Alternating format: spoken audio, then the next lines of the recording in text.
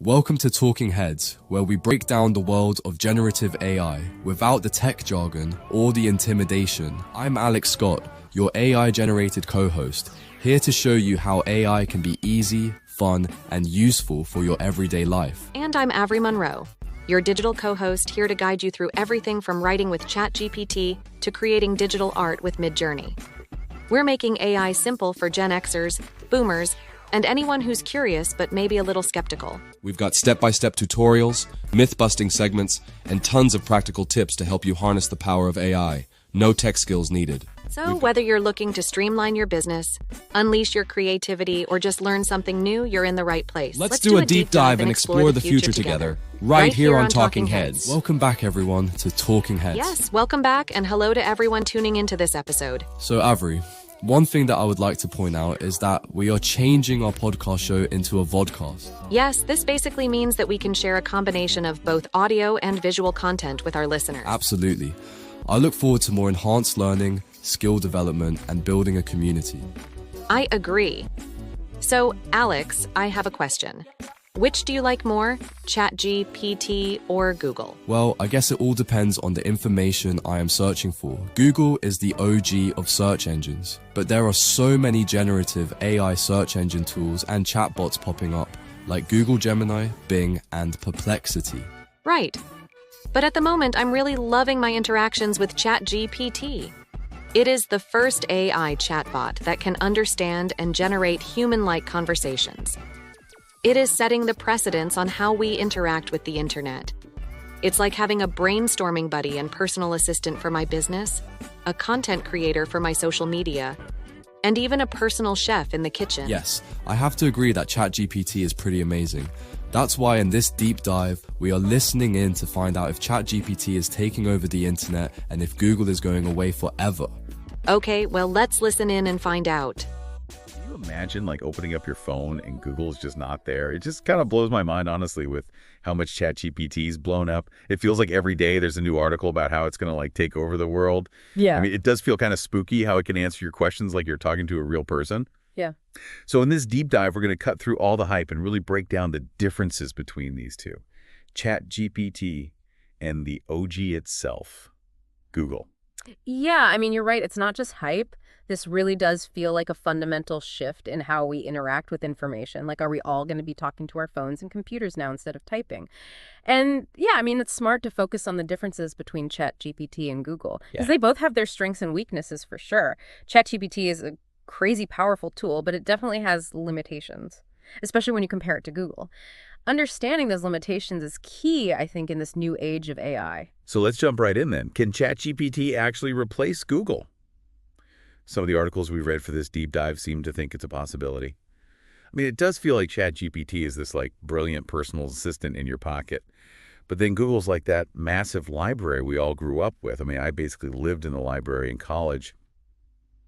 But I guess the internet's the new library. Yeah, that's actually a great analogy. It really gets at that core difference between the two. So ChatGPT, even though it can like have a conversation with you and all, it's actually working off like a data set of information that's static, meaning it doesn't change. Our research shows that ChatGPT's knowledge actually cuts off in 2021. So anything that's happened since then, it doesn't know about. It's like a snapshot of the internet frozen in time.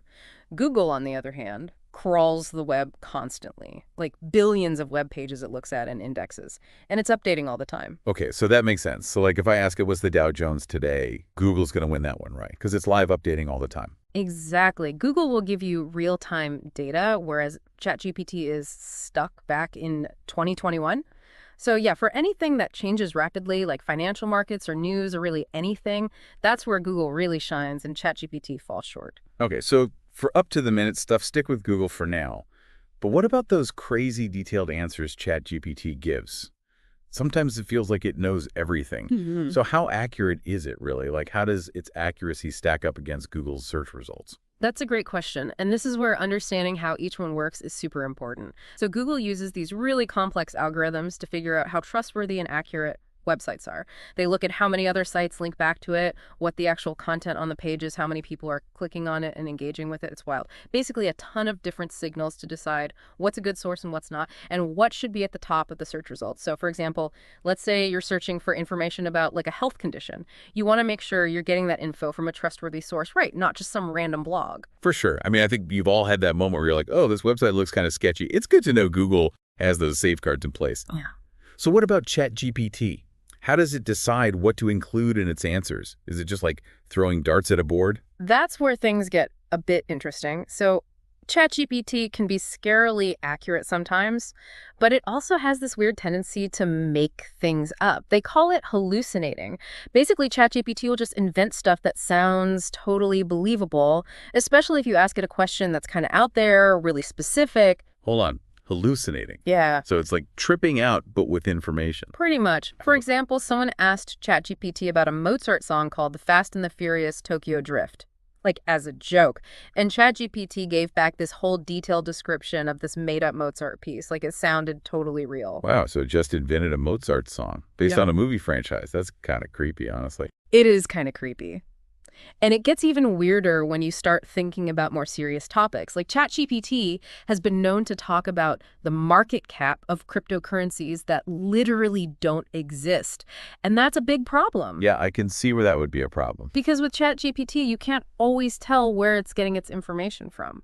It's not like Google where you can click on the link and be like, oh, this is from the New York Times or whatever. It's just pulling from this black box of data. Yeah, exactly. It's that lack of source attribution that makes it really hard to verify what ChatGPT is saying. That's a really good point. So it's like Google lets you check its work, but ChatGPT is like, just trust me on this one. Yeah, pretty much. So to recap, we've got Google with its real-time updates and transparent sourcing, and then we've got ChatGPT with its conversational style, but also its tendency to embellish the truth a bit. So for the average person, like just trying to make sense of all this, what does it all really mean? It means we all need to be a lot more careful about the information we consume, now more than ever. And it also shows how important it is to use the right tool for the job. Like, sometimes Google's going to be the best option and sometimes ChatGPT might be. But knowing the strengths and weaknesses of each one is key. Totally. So we've got to be careful and smart. But I'm kind of curious, like, is Google just going to disappear overnight? Should we all be freaking out? You can relax, at least for now. Google is not going anywhere anytime soon. They still have a huge chunk of the search market. But, and this is important, ChatGPT is lighting a fire under Google. They're having to innovate and come up with new stuff even faster now just to keep up. And that's good for us as users, right? More competition means better products. Competition breeds innovation, as they say. Yeah. So how is Google innovating? What are they doing to fight back against ChatGPT? Well, they're definitely not taking this lying down. Like, remember how Microsoft poured a ton of money into OpenAI, the company that created ChatGPT? Yeah, well, they announced they're going to integrate ChatGPT into Bing, their search engine. Wait, so Bing plus ChatGPT, is this Bing's time to finally shine? It's a bold strategy, that's for sure. It's hard to say if it'll work, but Microsoft is basically going all in on this idea that conversational AI is the future of search. They want to make Bing more intuitive and personalized, less about typing in keywords, and more about having a conversation with your search engine. So instead of just getting a page of blue links, you'd have Bing powered by ChatGPT guiding you along. Yeah, exactly. Like, imagine having a personal librarian for the entire internet. That's kind of the vision. That's wild. Like, hey, Bing, find me everything there is to know about underwater basket weaving, but only from reputable sources, and I only want videos, please. Something like that. And to be fair, Google is also looking into this whole conversational search thing with its own AI, so it's not like a winner-take-all situation. It's more like an evolution of how search works. It's kind of like those nature documentaries where they show the two animals fighting over the same territory, like who will survive. Exactly. And it's not even just about the technology itself. It's about the entire philosophy of how we access information. Okay, that's getting kind of deep. But think about it. If we're all relying on AI to curate our information feeds for us, like find us the stuff we want without us even having to look for it, what happens to the people who choose not to use these tools? Are they going to be left behind? That's a really good point. It's like a new kind of digital divide. But instead of being about access to the internet, it's about access to the best and most personalized ways of navigating it. Exactly. And it brings up all these questions about equity and bias. Like, how do we make sure these AI tools are being used responsibly and ethically? It's a lot to think about. Seriously, my brain is already fried. Yeah. And we're just getting started. But I kind of love it. Yeah. This whole feeling of being on the edge of something huge. It's definitely an exciting time, and it just shows how important it is to stay informed and keep asking questions. Mhm. We need to be aware of how AI is changing the way we access information, both the good and the bad. Totally agree. Okay, so we've covered a lot of ground in this first part of our ChatGPT versus Google deep dive, but there's still so much more to explore. We'll be back in a bit with part 2 after a quick break. Hey everyone, quick break here. We're excited to announce that our podcast is now a Vodcast, and we've launched a YouTube channel to make it easier to follow along.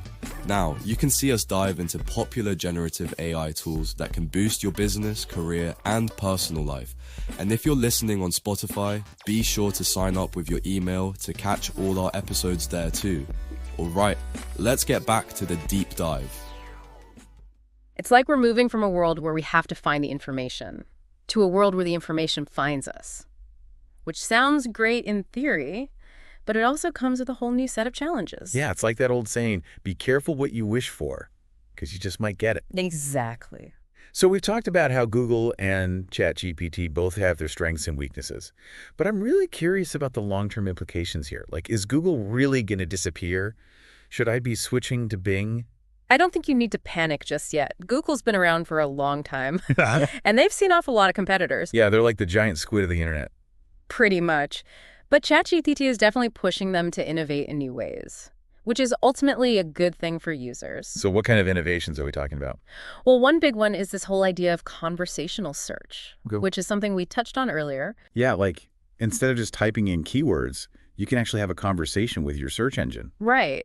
And it's not just about making search more intuitive and user-friendly. It's also about making it more personalized. Personalized how?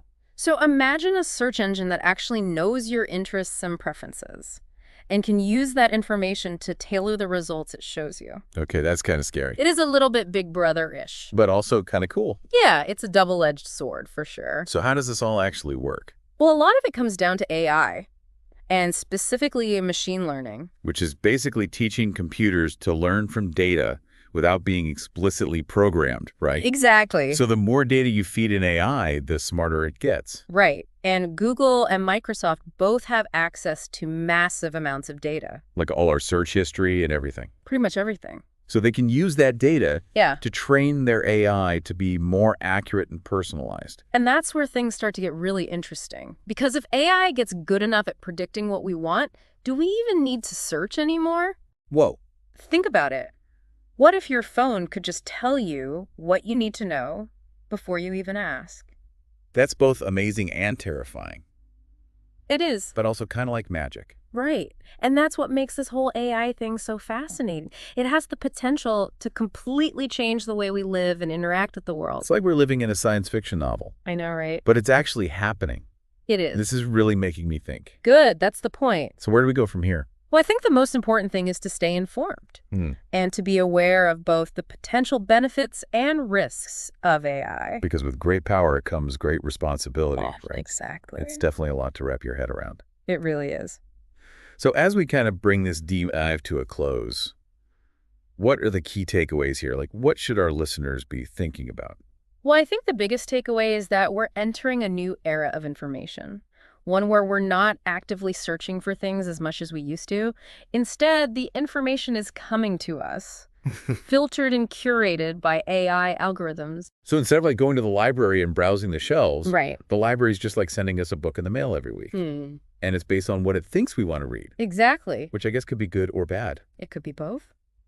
Like, what if the AI only sends us books that agree with our existing worldview?